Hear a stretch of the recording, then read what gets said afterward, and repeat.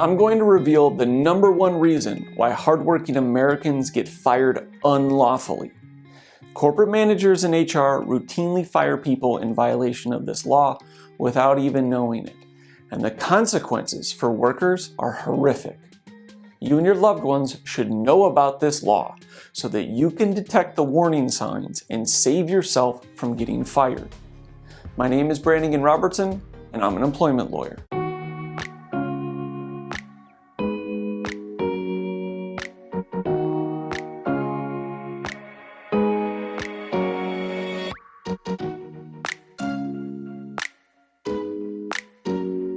Well, okay, Branigan, what is it? Well, in the last 10 years, my office received more than 15,000 inquiries from California workers.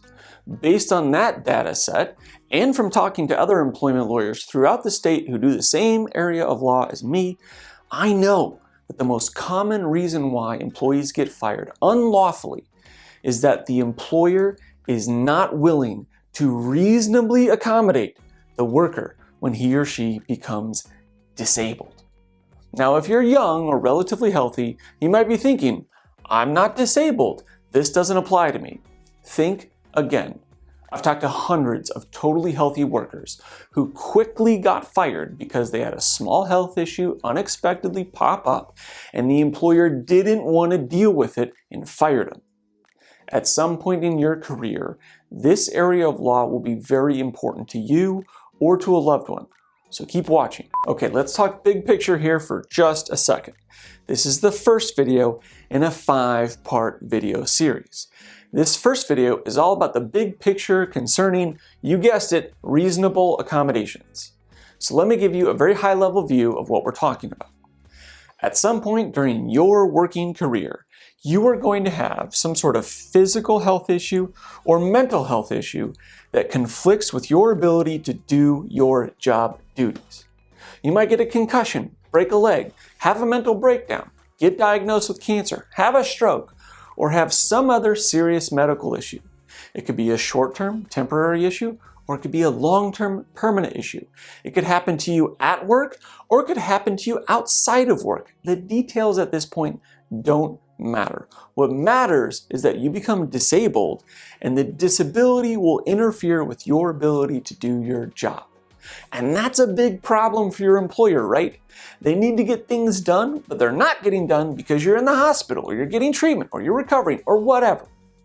In the old days, ruthless companies would just fire you and replace you with somebody else who can do the work without interruption. And I would bet a lot of money that just about every single person watching this video has either had a medical issue or knows somebody who had a medical issue that suddenly became a big problem for their employer.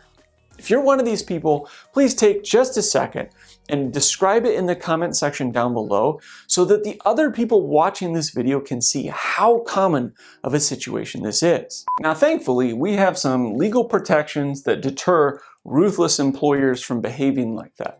And these legal protections are broadly lumped together in an umbrella that we call disability discrimination.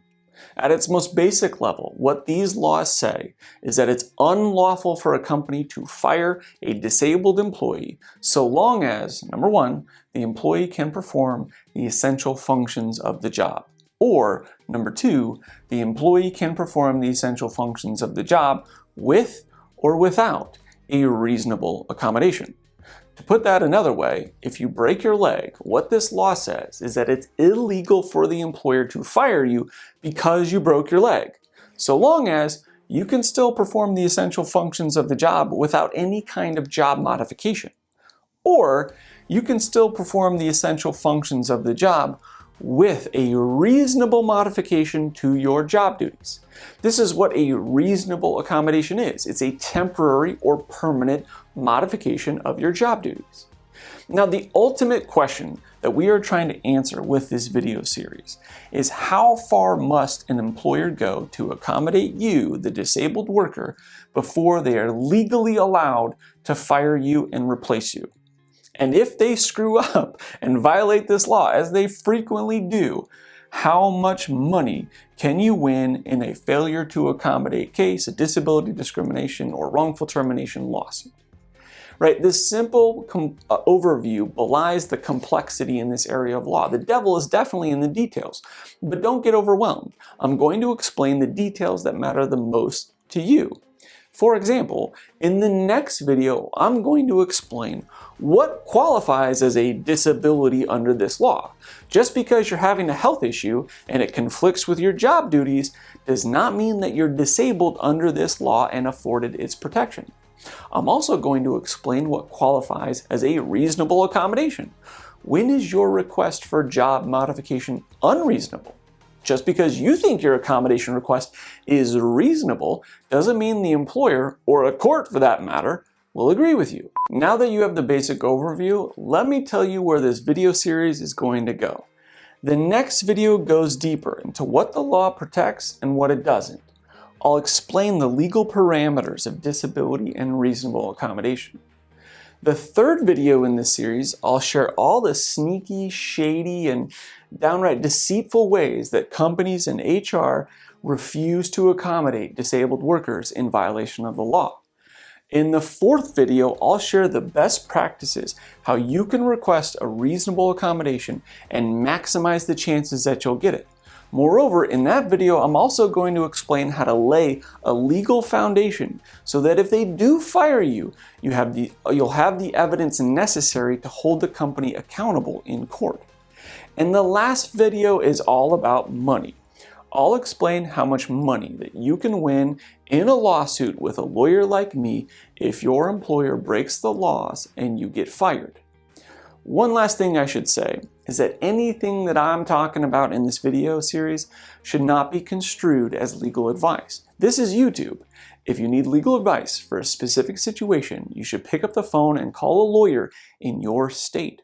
I'm a California lawyer, and the free consultation process at my office is for California workers who got fired, and they believe that they have a case for wrongful termination, retaliation, harassment, or discrimination. If that applies to you and you think I've earned your phone call, please feel free to call us for a free consultation. If you found the information in this video to be valuable, please hit the subscribe button and share this video with a friend of yours. I also recommend that you immediately watch the second video in the series. There will be a link in the description and at the end of the video. That's it for this one. Have a great day.